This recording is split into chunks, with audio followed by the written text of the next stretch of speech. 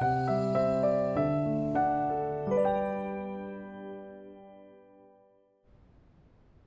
semuanya, nama saya Chang Chin. Orang-orang telah menyadari bencana besar sedang menimpa kita. Dan mereka yang mengharapkan Tuhan datang di atas awan telah menantikan dengan gelisah. Setelah bertahun-tahun menantikan, mereka belum juga melihat Dia datang. Sebaliknya, mereka melihat kilat dari timur bersaksi tentang penghakiman Tuhan yang Maha Kuasa pada akhir zaman. Ini kekecewaan besar bagi mereka. Mereka berharap untuk diangkat langsung di mana mereka akan bertemu dengan Tuhan. Tak menduga Dia akan melakukan penghakiman pada saat kedatangannya kembali. Mereka tak mau menerimanya.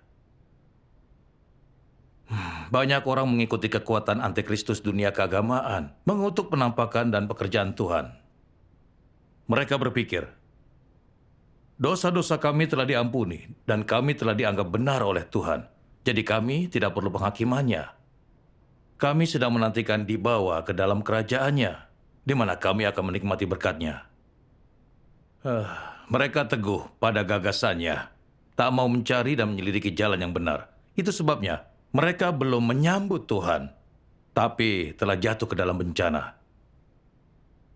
Ini sepenuhnya menggenapi firman Tuhan Yesus. Karena kepada setiap orang yang memiliki akan diberikan, dan dia akan berkelimpahan. Tetapi dia yang tidak memiliki, darinya akan diambil bahkan apa yang dia miliki.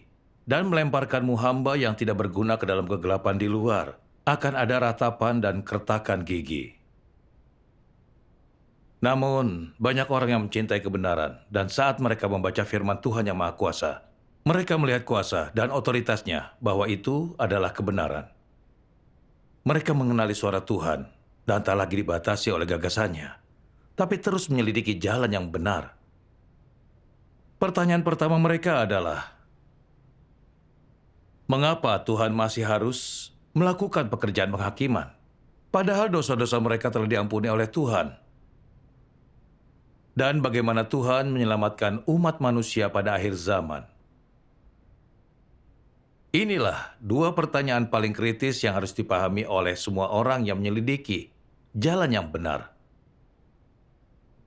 Mari kita mulai dengan mengapa Tuhan melakukan pekerjaan penghakiman pada akhir zaman. Ini membingungkan bagi banyak orang beragama. Mereka berpikir, Tuhan telah mengampuni dosa-dosa kami, dan kami tak dilihat sebagai orang berdosa. Jadi kami bisa langsung dibawa ke dalam kerajaannya. Dan kami tak perlu penghakimannya. Ini kekeliruan yang sangat besar.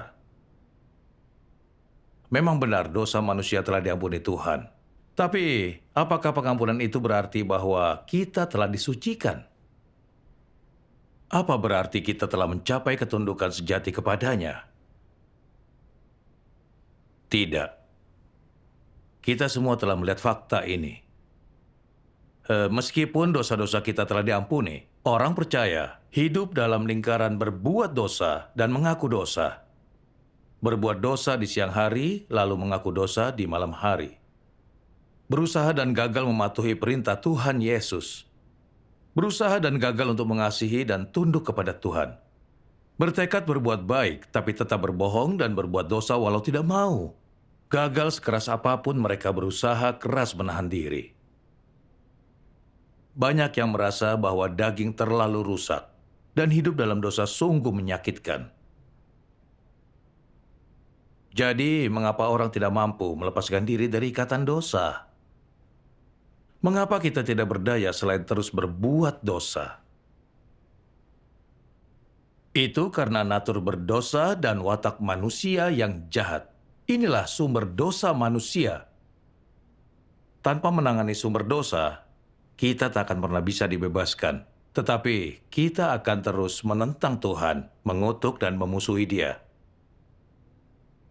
Renungkan tentang orang Farisi yang beriman selama beberapa generasi dan sering mempersembahkan korban penghapus dosa. Mengapa ketika Tuhan Yahweh menjadi daging sebagai Tuhan Yesus dan mengungkapkan begitu banyak kebenaran, mereka tidak mengakui Tuhan Yesus sebagai penampakan Tuhan Yahweh, tapi menghukum dan menghakimi Dia dan bahkan menyalibkan Dia? Apa masalahnya?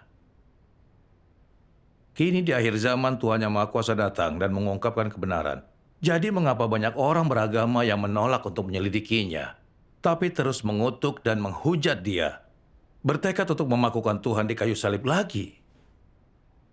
Apa artinya semua itu? Ini jelas memperlihatkan, walaupun dosa telah diampuni, manusia masih dikuasai oleh natur jahatnya dan dapat mengutuk dan menentang Tuhan kapanpun.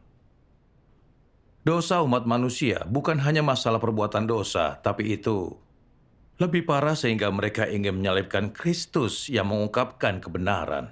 Melawan Tuhan, menentang kebenaran, bertindak dan menentang Tuhan, dan menjadi musuhnya.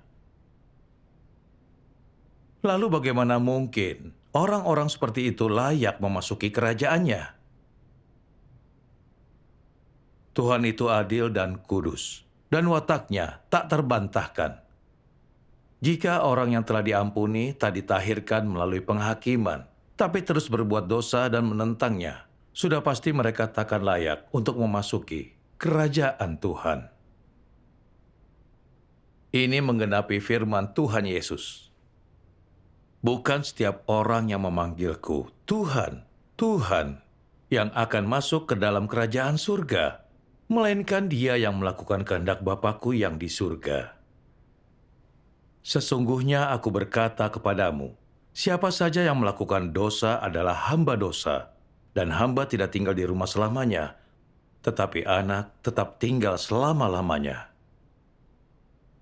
Ada juga Ibrani 12 ayat 14.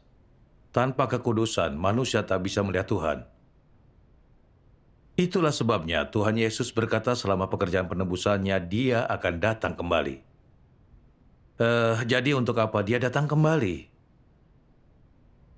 Untuk mengungkap kebenaran dan melakukan penghakimannya, untuk menyelamatkan umat manusia dari dosa dan dari kekuatan iblis, agar kita dapat berbalik kepada Tuhan, tunduk dan menyembah Tuhan. Lalu kita akan Dia bawa ke tempat tujuan yang indah. Seperti nubuat Tuhan Yesus. Ada banyak hal lain yang bisa kukatakan kepadamu, tetapi engkau tidak bisa menerima semuanya itu saat ini. Namun, ketika Dia, Roh kebenaran itu datang, Dia akan menuntun engkau sekalian ke dalam seluruh kebenaran. Dan kalau ada orang yang mendengar perkataanku dan tidak percaya, aku tidak menghakiminya. Karena aku datang bukan untuk menghakimi dunia, melainkan untuk menyelamatkan dunia. Dia yang menolak aku dan tidak menerima firmanku, sudah ada yang menghakiminya. Firman yang aku nyatakan, itulah yang akan menghakiminya di akhir zaman. Dan karena waktunya akan datang penghakiman harus dimulai di rumah Tuhan. Kita dapat memahami bahwa melakukan pekerjaan penghakiman pada akhir zaman telah lama Tuhan rencanakan. Dan inilah yang dibutuhkan umat manusia untuk diselamatkan. Pada akhir zaman, Tuhan Yang Maha Kuasa sedang melakukan pekerjaan penghakiman yang dimulai di rumah Tuhan. Dialah Roh kebenaran yang datang dan memimpin umat pilihan Tuhan untuk masuk ke dalam seluruh kebenaran. Ini sepenuhnya menggenapi nubuat Tuhan Yesus. Mari kita baca firman Tuhan Yang Maha Kuasa. Untuk mengetahui mengapa Tuhan harus melakukan pekerjaan penghakiman pada akhir zaman. Tuhan Yang Maha Kuasa berfirman, meskipun Yesus melakukan banyak pekerjaan di antara manusia, Dia hanya menyelesaikan penebusan seluruh umat manusia dan menjadi korban penghapus dosa manusia. Dia tidak membebaskan manusia dari wataknya yang rusak. Menyelamatkan manusia sepenuhnya dari pengaruh iblis tidak hanya membuat Yesus harus menjadi korban penghapus dosa dan menanggung dosa manusia, tetapi juga membuat Tuhan harus melakukan pekerjaan yang jauh lebih besar untuk membebaskan manusia sepenuhnya dari wataknya yang telah dirusak oleh iblis. Jadi, sekarang setelah manusia diampuni dari dosa-dosanya, Tuhan telah datang kembali menjadi daging untuk membawa manusia memasuki zaman yang baru dan memulai pekerjaan hajaran dan penghakiman. Pekerjaan ini telah membawa manusia ke dalam alam yang lebih tinggi. Semua orang yang tunduk di bawah kekuasaannya akan menikmati kebenaran yang lebih tinggi dan menerima berkat yang lebih besar. Mereka akan benar-benar hidup dalam terang dan mereka akan mendapatkan jalan, kebenaran, dan hidup.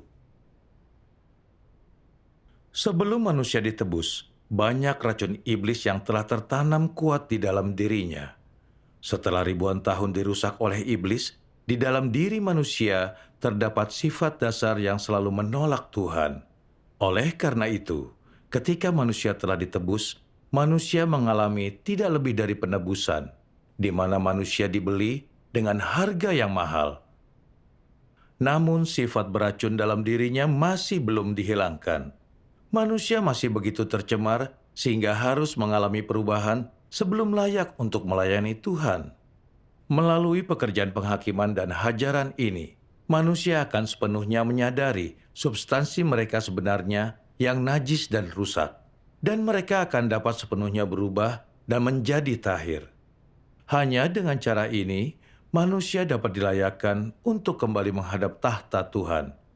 Meskipun manusia telah ditebus dan diampuni dosanya, itu hanya dapat dianggap bahwa Tuhan tidak lagi mengingat pelanggaran manusia dan tidak memperlakukan manusia sesuai dengan pelanggarannya.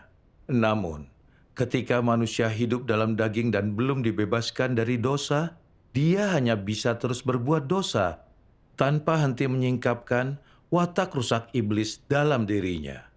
Inilah kehidupan yang manusia jalani. Siklus tanpa henti berbuat dosa dan meminta pengampunan. Mayoritas manusia berbuat dosa di siang hari, lalu mengakui dosa di malam hari.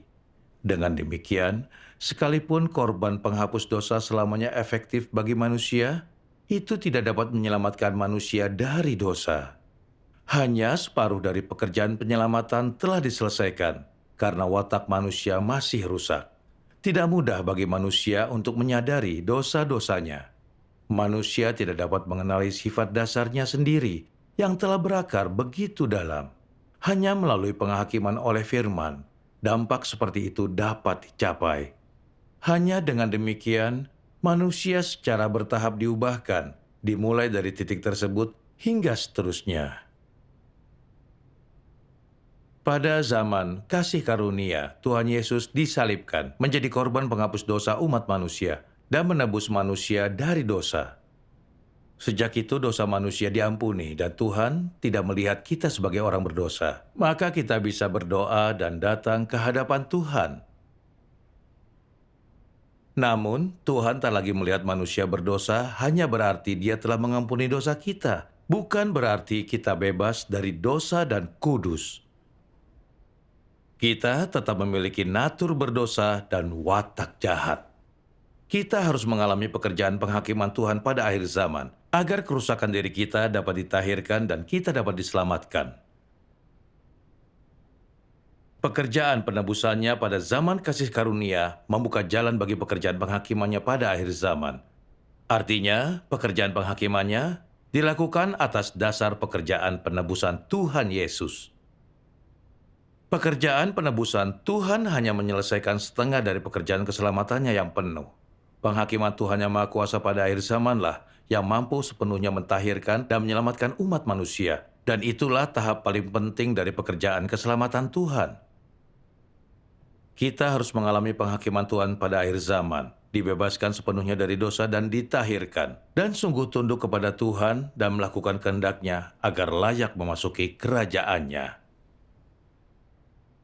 Kita telah lebih memahami mengapa Tuhan melakukan pekerjaan penghakimannya pada akhir zaman. Beberapa orang mungkin heran bagaimana pekerjaan ini menyelamatkan umat manusia. Mari kita lihat apa yang Tuhan Yang Maha Kuasa firmankan. Kristus akhir zaman menggunakan berbagai kebenaran untuk mengajar manusia, mengungkapkan esensi manusia, dan membedah perkataan dan perbuatan manusia. Firman ini terdiri dari berbagai kebenaran, seperti tugas-tugas manusia, bagaimana manusia seharusnya menaati Tuhan, bagaimana seharusnya manusia setia kepada Tuhan, bagaimana manusia seharusnya hidup dalam kemanusiaan yang normal, serta hikmat dan watak Tuhan, dan sebagainya. Firman ini semuanya ditujukan pada esensi manusia dan wataknya yang rusak. Secara khusus, firman yang mengungkapkan bagaimana manusia menolak Tuhan diucapkan berkaitan dengan bagaimana manusia merupakan perwujudan iblis dan kekuatan musuh yang melawan Tuhan. Dalam melaksanakan pekerjaan penghakimannya, Tuhan tidak hanya menjelaskan natur manusia dengan beberapa kata. Dia menyingkapkan, menangani, dan memangkasnya dalam jangka panjang. Semua cara-cara penyingkapan, penanganan, dan pemangkasan yang beragam ini tidak bisa digantikan dengan perkataan biasa, tetapi dengan kebenaran yang sama sekali tidak dimiliki manusia. Hanya cara-cara seperti inilah yang dapat disebut penghakiman. Hanya melalui penghakiman jenis inilah, manusia bisa ditundukkan dan diyakinkan sepenuhnya tentang Tuhan, dan bahkan memperoleh pengenalan yang sejati akan Tuhan. Yang dihasilkan oleh pekerjaan penghakiman adalah pemahaman manusia tentang wajah Tuhan yang sejati dan kebenaran tentang pemberontakannya sendiri. Pekerjaan penghakiman memungkinkan manusia untuk mendapatkan banyak pemahaman akan kehendak Tuhan, tujuan pekerjaan Tuhan, dan misteri-misteri yang tidak dapat dipahami olehnya. Pekerjaan ini juga memungkinkan manusia untuk mengenali dan mengetahui hakikatnya yang rusak dan akar penyebab dari kerusakannya, dan juga mengungkapkan keburukan manusia. Semua efek ini dihasilkan oleh pekerjaan penghakiman. Karena hakikat pekerjaan ini sebenarnya adalah pekerjaan membukakan jalan, kebenaran, dan hidup Tuhan kepada semua orang yang beriman kepadanya. Pekerjaan ini adalah pekerjaan penghakiman yang dilakukan oleh Tuhan. Orang tidak dapat mengubah watak mereka sendiri. Mereka harus menjalani penghakiman dan hajaran, penderitaan, dan pemurnian oleh firman Tuhan, atau ditangani, didisiplinkan, dan dipangkas oleh firman-Nya. Hanya setelah itulah mereka dapat mencapai ketaatan dan kesetiaan kepada Tuhan, dan tidak lagi bersikap acuh tak acuh terhadapnya. Melalui pemurnian oleh firman Tuhanlah, watak manusia berubah. Hanya melalui penyingkapan, penghakiman, pendisiplinan, dan penanganan oleh firman-Nya, mereka tidak akan lagi berani bertindak gegabah, tetapi sebaliknya akan menjadi mantap dan tenang. Hal yang paling penting adalah mereka mampu untuk tunduk kepada firman Tuhan zaman sekarang dan pekerjaannya. Bahkan sekalipun firman dan pekerjaan itu tidak sejalan dengan pemahaman manusia, mereka mampu menyingkirkan pemahaman tersebut dan dengan rela tunduk. Tuhan memiliki banyak cara untuk menyempurnakan manusia. Dia menggunakan berbagai macam lingkungan untuk menangani watak rusak manusia dan memakai bermacam hal untuk menyingkapkan manusia. Suatu saat dia menangani manusia, di saat lainnya dia menyingkapkan manusia, menggali dan menyingkapkan berbagai misteri di kedalaman hati manusia, dan menunjukkan kepada manusia natur dirinya dengan menyingkapkan banyak hal mengenai keadaannya. Tuhan menyempurnakan manusia melalui beragam cara, melalui penyingkapan, penanganan, pemurnian, dan hajaran, sehingga manusia bisa mengetahui bahwa Tuhan itu nyata. Bagian ini membantu mencerahkan tentang cara Tuhan melakukan pekerjaan penghakimannya, bukan? Dalam pekerjaan penghakiman Tuhan pada akhir zaman, Dia terutama mengungkapkan kebenaran untuk menghakimi dan menyingkapkan esensi manusia yang rusak dan watak jahat kita sehingga kita dapat melihat kebenaran tentang kerusakan diri kita, merasakan penyesalan yang mendalam, membenci diri kita sendiri, meninggalkan daging dan menerapkan firman-Nya, serta mencapai pertobatan dan perubahan sejati. Firman Tuhan yang Maha Kuasa menyingkapkan sepenuhnya perwujudan watak manusia yang rusak seperti kecongkakan, kecurangan, dan kejahatan, serta motif dan pemalsuan dalam iman kita, juga pemikiran dan perasaan kita yang terdalam dan paling tersembunyi. Semua ini disingkapkan secara tajam. Membaca firman Tuhan yang Maha Kuasa, serasa Tuhan ada di sana menghakimi kita. Kita melihat diri kita yang kotor, rusak, buruk, disingkapkan oleh Tuhan sepenuhnya. Membuat kita merasa malu, tak punya tempat bersembunyi dan tidak layak hidup di hadapan Tuhan. Saat menghakimi manusia dengan firman-Nya, Tuhan juga mengatur situasi nyata untuk menyingkapkan kita. Kemudian kita dipangkas, ditangani, dan diuji dengan fakta, agar kita bisa merenungkan dan mengenal diri kita. Setelah disingkap oleh kenyataan dan disingkap lebih lanjut melalui firman-Nya, kita melihat lebih jelas keburukan kita yang hidup dengan natur jahat kita. Kita dipenuhi dengan penyesalan dan berangsur memiliki pertobatan sejati. Watak kita yang rusak kemudian ditahirkan dan diubah. Selanjutnya, mari dengarkan beberapa bagian dari firman Tuhan yang Maha Kuasa untuk lebih memahami tentang cara Tuhan melakukan pekerjaan penghakimannya. Tuhan yang Maha Kuasa berfirman, "Perbuatan-perbuatanku lebih banyak daripada butiran pasir di pantai, dan hikmatku melampaui semua keturunan Salomo, tetapi manusia hanya menganggapku sebagai tabib yang tak berarti dan guru manusia yang tak dikenal. Begitu banyak orang percaya kepadaku hanya agar aku dapat menyembuhkan mereka. Begitu banyak orang percaya kepadaku hanya agar aku dapat menggunakan kuasaku untuk mengusir roh-roh najis dari tubuh mereka.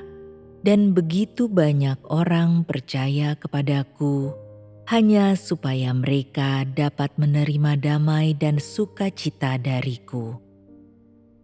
Begitu banyak orang percaya kepadaku hanya untuk menuntut lebih banyak kekayaan materi dariku. Begitu banyak orang percaya kepadaku hanya untuk menjalani hidup ini dengan damai dan agar aman dan selamat di dunia yang akan datang. Begitu banyak orang percaya kepadaku untuk menghindari penderitaan neraka dan menerima berkat-berkat surga. Begitu banyak orang percaya kepadaku hanya demi kenyamanan sementara, tetapi tidak berusaha memperoleh apapun dari dunia yang akan datang. Saat aku menjatuhkan murkaku ke atas manusia dan mengambil semua sukacita dan damai yang pernah mereka miliki, manusia menjadi bimbang.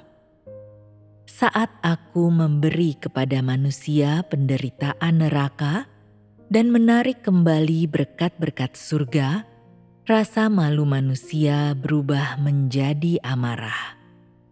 Saat manusia memintaku untuk menyembuhkan mereka, aku tidak memedulikan dan merasakan kebencian terhadap mereka.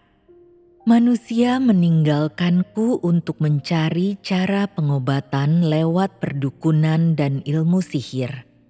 Saat aku mengambil semua yang telah manusia tuntut dariku, semua orang menghilang tanpa jejak. Maka dari itu, aku berkata bahwa manusia beriman kepadaku karena aku memberi terlalu banyak kasih karunia dan ada terlalu banyak yang bisa didapatkan. Banyak orang yang mengikut Tuhan hanya peduli dengan bagaimana memperoleh berkat atau menghindari bencana. Begitu pekerjaan dan pengaturan Tuhan disebut, mereka terdiam dan kehilangan minat. Mereka berpikir bahwa memahami perkara yang membosankan semacam itu tidak akan membantu kehidupan mereka untuk bertumbuh atau memberikan manfaat apapun. Akibatnya, walaupun mereka telah mendengar tentang pengelolaan Tuhan, mereka tidak terlalu mengindahkannya. Mereka tidak menganggap hal itu sebagai sesuatu yang berharga untuk diterima, apalagi menerimanya sebagai bagian dari kehidupan mereka. Orang-orang semacam itu memiliki satu tujuan yang sangat sederhana dalam mengikut Tuhan, dan tujuan itu adalah untuk memperoleh berkat. Orang-orang semacam itu tidak bisa diminta untuk memperhatikan hal lain yang tidak melibatkan tujuan ini secara langsung. Bagi mereka, tidak ada tujuan yang lebih sah daripada percaya kepada Tuhan untuk memperoleh berkat. Inilah inti dari iman mereka. Jika sesuatu tidak berkontribusi untuk tujuan ini, mereka tetap tidak tergerak olehnya. Inilah yang terjadi dengan kebanyakan orang yang percaya kepada Tuhan pada masa kini. Tujuan dan niat mereka kelihatannya benar, karena bersamaan dengan percaya kepada Tuhan, mereka juga mengorbankan diri untuk Tuhan, mempersembahkan diri mereka kepada Tuhan, dan melaksanakan tugas mereka. Mereka meninggalkan masa muda mereka, meninggalkan keluarga dan pekerjaan, dan bahkan menghabiskan waktu bertahun-tahun menyibukkan diri jauh dari rumah. Demi tujuan akhir mereka mengubah minat mereka, pandangan mereka tentang hidup, dan bahkan mengubah arah yang mereka tempuh, tetapi mereka tidak dapat mengubah tujuan kepercayaan mereka kepada Tuhan. Mereka sangat sibuk menggapai cita-cita mereka sendiri. Sejauh apapun jalannya, dan sebanyak apapun kesulitan dan rintangan yang ada di sepanjang jalan, mereka tetap tekun dan tidak takut mati. Kekuatan apa yang mendorong mereka untuk terus mendedikasikan diri mereka seperti ini? Apakah hati nurani mereka? Apakah karakter mereka yang agung dan mulia? Apakah tekad mereka untuk melawan kekuatan jahat sampai pada akhirnya? Apakah iman mereka yang membuat mereka memberikan kesaksian tentang Tuhan tanpa mencari upah? Apakah kesetiaan mereka yang membuat mereka rela menyerahkan segalanya untuk melakukan kehendak Tuhan? Ataukah semangat pengabdian mereka yang membuat mereka selalu meninggalkan keinginan pribadi mereka yang berlebih-lebihan? Bagi seseorang yang tidak pernah memahami pekerjaan pengelolaan Tuhan, untuk tetap berkorban begitu banyak, sungguh sebuah keajaiban yang menakjubkan. Untuk saat ini, kita tidak perlu membahas berapa banyak yang telah diberikan oleh orang-orang ini. Meskipun demikian, perilaku mereka sangat layak untuk dianalisis. Selain dari keuntungan yang berhubungan sangat erat dengan mereka, mungkinkah ada alasan lain mengapa orang-orang yang tidak pernah memahami Tuhan mau berkorban begitu banyak baginya? Dalam hal ini, kita menemukan masalah yang sebelumnya tidak teridentifikasi. Hubungan manusia dengan Tuhan semata-mata demi kepentingan diri sendiri. Hubungan ini adalah hubungan antara penerima dan pemberi berkat. Sederhananya, hubungan ini seperti hubungan antara karyawan dan majikan. Karyawan bekerja hanya untuk menerima upah yang diberikan oleh majikannya. Dalam hubungan semacam ini, tidak ada kasih sayang, hanya ada transaksi. Tidak ada tindakan mencintai dan dicintai, hanya ada derma dan belas kasihan. Tidak ada pengertian, hanya ada kemarahan terpendam dan tipu daya. Tidak ada keintiman, hanya ada jurang yang tak bisa diseberangi. Sekarang, setelah segala sesuatunya telah sampai pada titik ini, siapakah yang mampu membalikkan arah semacam ini? Dan berapa banyakkah orang yang benar-benar mampu memahami betapa buruknya hubungan ini? Aku yakin bahwa ketika orang membenamkan diri dalam kegembiraan karena diberkati, tak seorang pun yang dapat membayangkan betapa memalukan dan tidak sedap dipandangnya hubungan dengan Tuhan yang seperti ini. Sebaiknya engkau semua mencurahkan lebih banyak upaya untuk mengetahui kebenaran tentang mengenal dirimu sendiri. Mengapa engkau semua tidak berkenan bagi Tuhan? Mengapa watakmu adalah kejijian baginya? Mengapa perkataanmu membangkitkan kebenciannya? Begitu engkau semua telah menunjukkan sedikit kesetiaan, engkau memuji dirimu sendiri dan menuntut upah untuk sumbangsih kecilmu. Engkau memandang rendah orang lain ketika mampu memperlihatkan sedikit ketaatan dan menjadi sombong di hadapan Tuhan setelah menyelesaikan tugas kecil. Karena menyambut Tuhan, engkau semua meminta uang, hadiah, dan pujian. Hatimu sakit ketika memberikan 1 atau 2 koin.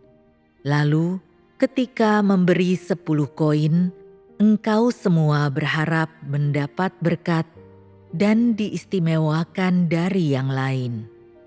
Kemanusiaan seperti itu benar-benar menjijikkan untuk dibicarakan atau didengarkan. Adakah yang layak dipuji dari perkataan dan tindakanmu? Mereka yang melakukan tugasnya dan yang tidak, mereka yang memimpin dan yang mengikuti, mereka yang menyambut Tuhan dan yang tidak, mereka yang memberi sumbangan dan yang tidak, mereka yang berkhotbah dan yang menerima firman, dan seterusnya. Manusia-manusia seperti itu semuanya mencari pujian bagi diri mereka sendiri. Tidakkah menurutmu ini menggelikan? Sekalipun mengetahui sepenuhnya bahwa engkau percaya kepada Tuhan, engkau tidak dapat hidup sesuai dengan Tuhan. Sekalipun mengetahui sepenuhnya bahwa engkau sama sekali tidak layak, engkau tetap saja menyombong. Tidakkah engkau semua merasa bahwa akalmu sudah tumpul sedemikian rupa sampai-sampai engkau tidak lagi punya pengendalian diri? Dengan akal seperti ini, bagaimana mungkin engkau layak bersekutu dengan Tuhan? Di saat genting ini, tidakkah engkau semua cemas akan dirimu sendiri? Watakmu telah sedemikian merosot, sampai-sampai engkau tidak mampu untuk sesuai dengan Tuhan. Dengan demikian, bukankah imanmu itu menggelikan? Bukankah imanmu itu tidak masuk akal? Bagaimana engkau akan menghadapi masa depanmu? Bagaimana engkau akan memilih jalan yang harus engkau lalui? Setelah kerusakan selama beberapa ribu tahun, manusia menjadi mati rasa dan dungu. Manusia telah menjadi setan yang menentang Tuhan, sampai ke taraf pemberontakan manusia terhadap Tuhan telah didokumentasikan dalam buku-buku sejarah, dan bahkan manusia itu sendiri tidak mampu menceritakan dengan lengkap tentang perilakunya yang suka memberontak. Karena manusia telah begitu dalam dirusak oleh iblis dan telah disesatkan oleh iblis sampai sedemikian rupa hingga dia tidak tahu kemana harus berpaling. Bahkan sekarang pun, manusia masih mengkhianati Tuhan. Ketika manusia melihat Tuhan, dia mengkhianatinya, dan ketika dia tidak dapat melihat Tuhan, dia juga mengkhianatinya. Bahkan ada orang-orang yang setelah menyaksikan kutukan Tuhan dan murka Tuhan, tetap saja mengkhianatinya. Jadi, aku katakan bahwa akal manusia telah kehilangan fungsi aslinya dan hati nurani manusia juga telah kehilangan fungsi aslinya. Manusia yang kulihat adalah binatang liar dalam wujud manusia. Dia adalah ular berbisa, dan tidak peduli seberapa menyedihkan dia berusaha menampilkan dirinya di depanku, aku tidak akan pernah berbelas kasihan terhadapnya, karena manusia tidak memahami perbedaan antara hitam dan putih, perbedaan antara kebenaran dan yang bukan kebenaran. Akal manusia begitu kebas, tetapi dia masih ingin mendapatkan berkat. Kemanusiaannya begitu rendah, tetapi dia masih ingin memiliki kedaulatan seorang raja. Dia akan menjadi raja untuk siapa dengan akal seperti itu? Bagaimana mungkin manusia dengan kemanusiaan seperti itu duduk di atas tahta? Manusia benar-benar tidak punya rasa malu. Dia adalah makhluk celaka yang sombong.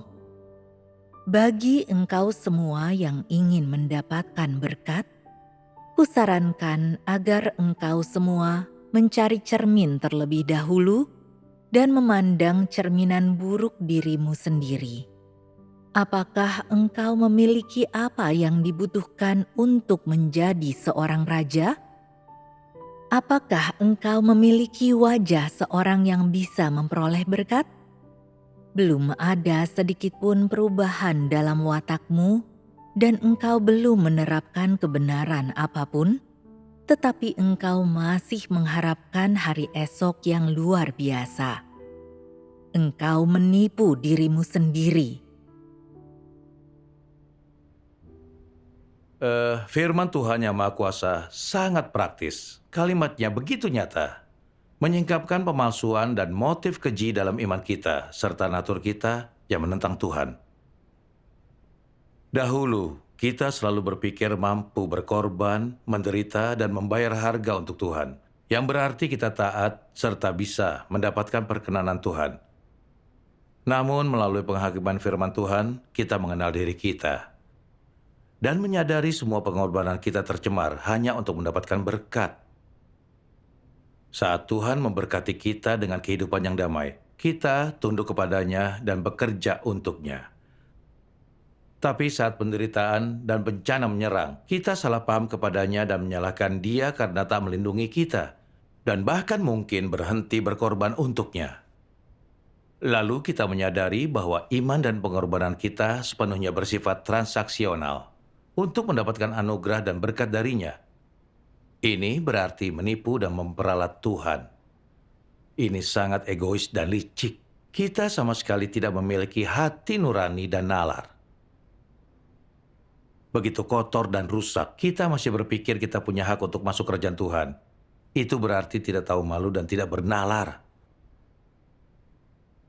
Firman Tuhan penghakiman dan penyingkapan memperlihatkan kepada kita wataknya yang benar dan kudus, yang tak terbantahkan. Dan yang Tuhan tuntut dari kita adalah ketulusan dan kesetiaan kita. Punya iman dengan motif dan ketidakmurnian seperti itu adalah menipu dan menentang Tuhan. Dan itu memuakkan dan menjijikkan baginya. Tuhan tidak mengenal iman seperti ini.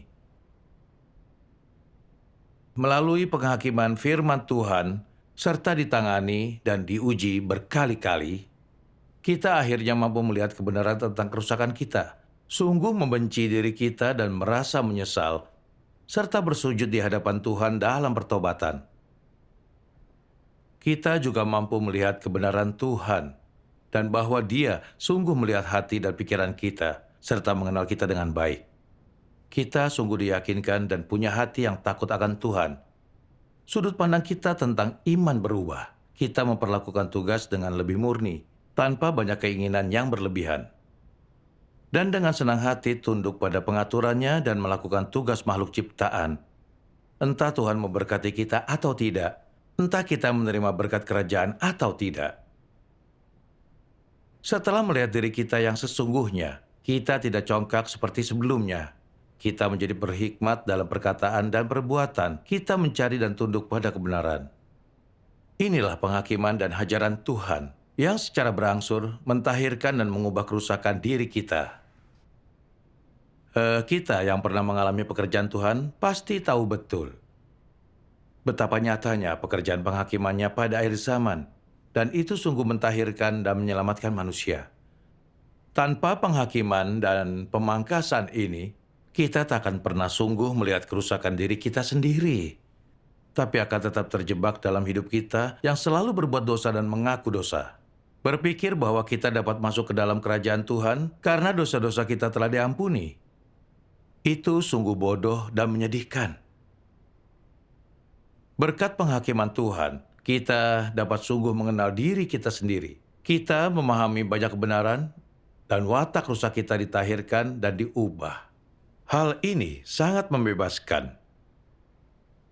Penghakiman dan hajaran Tuhan memberi kita begitu banyak. Semua itu adalah kasih sejati Tuhan bagi kita, keselamatan terbesarnya. Sudah 30 tahun sejak Tuhan Yang Maha Kuasa mulai mengungkapkan kebenaran dan melakukan pekerjaan penghakimannya. Dan Dia telah membentuk sekelompok pemenang sebelum bencana, yaitu buah sulung. Ini sepenuhnya menggenapi nubuat Alkitab. Mereka adalah orang-orang yang mengikuti anak domba kemanapun dia pergi. Mereka ditebus dari antara manusia sebagai buah sulung bagi Tuhan dan anak domba. Umat pilihan Tuhan telah mengalami penghakiman, hajaran, ujian, dan pemurniannya. Watak rusak mereka telah ditahirkan, dan akhirnya bebas dari kekuatan iblis. Mereka telah datang untuk tunduk dan menyembahnya, menerima keselamatannya yang besar. Pengalaman dan kesaksian mereka telah dibuat menjadi film yang semuanya tersedia secara online, menjadi saksi bagi seluruh umat manusia terhadap pekerjaan penghakiman akhir zaman Tuhan. Injil Kerajaan Tuhan Yang Maha Kuasa telah menyebar ke seluruh penjuru dunia. Dan umat pilihan Tuhan sedang menyebarkan firman Tuhan Yang Maha Kuasa. Penyebaran Injil Kerajaan yang luar biasa sudah dekat. Jelas, pekerjaan penghakiman yang dimulai di rumah Tuhan telah diselesaikan. Tuhan telah mengalahkan iblis dan memperoleh semua kemuliaan. Seperti firman Tuhan Yang Maha Kuasa. Tuhan melakukan pekerjaan penghakiman dan hajaran sehingga manusia dapat memperoleh pengetahuan tentang Dia dan demi kesaksiannya. Tanpa penghakimannya atas watak manusia yang rusak, manusia tidak mungkin mengetahui wataknya yang benar, yang tidak menoleransi pelanggaran, dan manusia juga tidak akan mampu mengubah pengetahuan lamanya tentang Tuhan menjadi pengetahuan yang baru. Demi kesaksiannya dan demi pengelolaannya, Dia memperlihatkan keseluruhan dirinya secara terbuka, sehingga melalui penampakannya yang secara terbuka itu, Dia memampukan manusia untuk sampai pada pengetahuan tentang Tuhan, untuk diubahkan dalam wataknya, dan untuk menjadi kesaksian yang meyakinkan bagi Tuhan. Perubahan watak manusia dicapai melalui berbagai jenis pekerjaan Tuhan. Tanpa perubahan seperti itu dalam wataknya, manusia tidak akan dapat menjadi kesaksian bagi Tuhan dan berkenan di hati Tuhan. Perubahan watak manusia menandakan bahwa manusia telah membebaskan dirinya dari perbudakan iblis dan dari pengaruh kegelapan, dan telah benar-benar menjadi teladan dan contoh pekerjaan Tuhan, seorang saksi Tuhan, dan orang yang berkenan di hati Tuhan. Pada zaman sekarang, Tuhan yang berinkarnasi telah datang untuk melakukan pekerjaannya di bumi, dan Dia menuntut agar manusia mencapai pengetahuan tentang Dia, ketaatan kepadanya, menjadi kesaksian baginya, mengenal pekerjaannya yang normal dan nyata, menaati semua firman dan pekerjaannya yang tidak sesuai dengan pemahaman manusia, dan memberi kesaksian tentang semua pekerjaan yang Dia lakukan untuk menyelamatkan manusia, serta semua perbuatan yang Dia capai untuk menaklukkan manusia. Orang-orang yang menjadi kesaksian bagi Tuhan harus memiliki pengetahuan tentang Tuhan. Hanya kesaksian semacam inilah yang akurat dan nyata, dan hanya kesaksian semacam inilah yang dapat mempermalukan iblis. Mereka yang mampu berdiri teguh dalam masa penghakiman dan hajaran Tuhan pada akhir zaman, yaitu selama pekerjaan penyucian terakhir, akan menjadi orang-orang yang akan masuk ke tempat perhentian terakhir bersama Tuhan. Karena itu, semua orang yang masuk ke tempat perhentian akan terbebas dari pengaruh iblis dan sudah didapatkan oleh Tuhan setelah menjalani pekerjaan penyucian terakhirnya. Orang-orang ini yang pada akhirnya akan didapatkan oleh Tuhan akan masuk ke tempat perhentian terakhir. Tujuan penting pekerjaan penghakiman dan hajaran Tuhan adalah untuk menyucikan umat manusia dan untuk mempersiapkan mereka untuk hari perhentian terakhir. Tanpa penakhiran semacam itu, tidak ada umat manusia yang dapat diklasifikasikan ke dalam berbagai kategori menurut jenisnya atau masuk ke tempat perhentian. Pekerjaan ini adalah satu-satunya jalan untuk manusia bisa masuk ke tempat perhentian. Sekian episode hari ini. Jika Anda punya pertanyaan, silakan tinggalkan komentar di bawah ini. Teruslah bergabung bersama kami untuk mendapatkan bantuan dan bimbingan. Sampai jumpa lagi.